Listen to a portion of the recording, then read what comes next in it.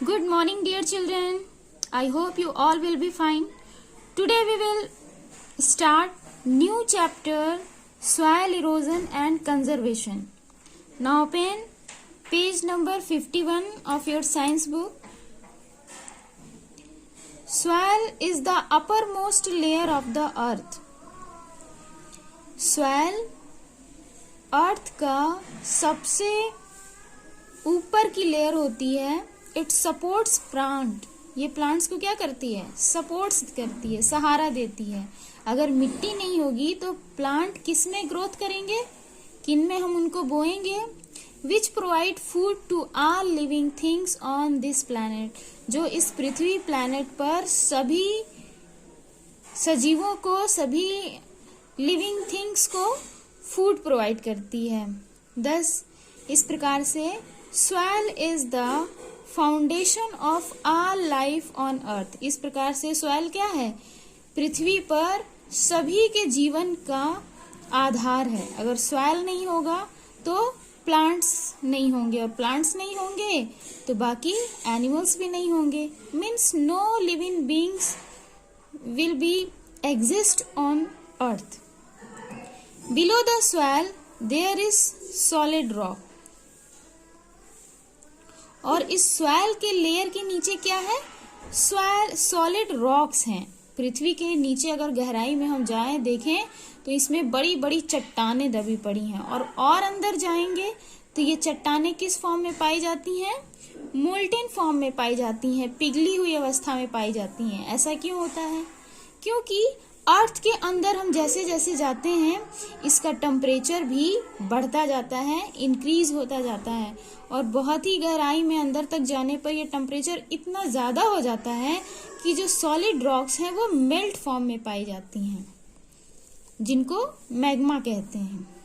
When the earth was formed, जब ये पृथ्वी बनी थी, there were only water, air and hard rocks. इस पर क्या थे? केवल पानी था, हवा थे और कठोर चट्टानें थी. The sun heated the rocks. और उस समय पृथ्वी का जो टेम्परेचर है वो इतना ज़्यादा कि ये बिल्कुल आग के गोले के समान थी. फिर भी जब धीरे धीरे जैसे जैसे ये ठंडी हुई, the earth heated the rocks. तो the sun heated the rocks. Sun ने क्या किया? सूरज ने क्या किया? इन चट्टानों को हीट किया, गर्म किया. The rain made them cold. और बारिश ने इन गरम गरम चट्टानों को ठंडा किया.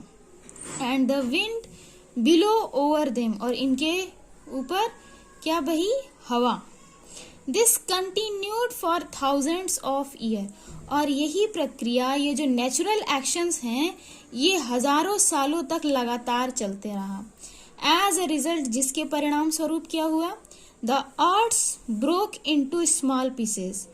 The rocks broke into small pieces. ये जो बड़ी बड़ी चट्टानें हैं वो किसमें टूट गईं? छोटे छोटे टुकड़ों में टूट गईं. और धीरे धीरे टूटते टूटते क्या बना? मिट्टी बनी. इससे सॉइल का फॉर्मेशन हुआ. ठीक है. मीन्स अर्थ पर जो बड़ी बड़ी चट्टानें थी, जब बहुत ज़्यादा टेम्परेचर था, बहुत ज़्यादा टेम्परेचर, और जब बारिश की वजह से ये ठंडी हुई, तो बारिश जब हुई तो ये ठंडी हुई. तो हम जानते हैं जब कोई चीज़ ठंडी होती है तो क्या होता है? वो जब कोई चीज़ ठंडी होती है तो वो कंट्रैक्ट होता है, सिकुड़ती है. और जब कोई चीज़ गर्म होती है, जब टेम्परेचर बहुत ज़्यादा था, तो फैलती है. तो इस तरह से कंट्रैक्ट और रिलैक्सेशन से क्या होता है कि इन बड़ी बड़ी चट्टानों में दरारें आ गईं, क्रैक्स आ गए. और ये क्रैक्स की वजह से ही, इनमें क्रैक्स आने की वजह से ही ये चट्टानें पीसेस में टूटने लगी. फिर हवा बहने लगी, और हवा से ये जो टुकड़े हैं आपस में टकरा करके और छोटे टुकड़े में कन्वर्ट होते रहे.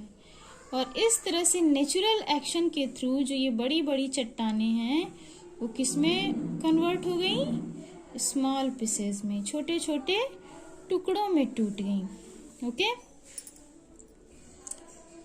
These small pieces broke into still smaller pieces. ये छोटे छोटे टुकड़े और भी छोटे छोटे टुकड़ों में टूटने लगे. कैसे? बिल्कुल इसी नेचुरल प्रोसेस से मीन्स कंट्रैक्शन और रिलैक्सेशन के थ्रू ये जो पीसेज हैं उनमें और क्रैक्स आने लगे, वो और छोटे छोटे टुकड़ों में टूटने लगे। They were carried around by wind and water, और ये पानी और हवा के द्वारा ले जाए गए थे। मीन्स जब ये छोटे छोटे टुकड़ों में टूटने लगे तो बारिश होने लगी, तो ये सब पानी के बहाव के साथ ये भी बहने लगे, हवा के बहाव के साथ ये भी बहने लगे। They rubbed against each other, और एक दूसरे से टकराने लगे। Till they become tiny particles, और ये तब तक टकराए जब तक कि ये टीनी पार्टिकल्स मतलब छोटे छोटे कणों में नहीं बन गए। It took millions of years, ये प्रक्रिया मिलियंस ऑफ ईयर्स तक चलती रही।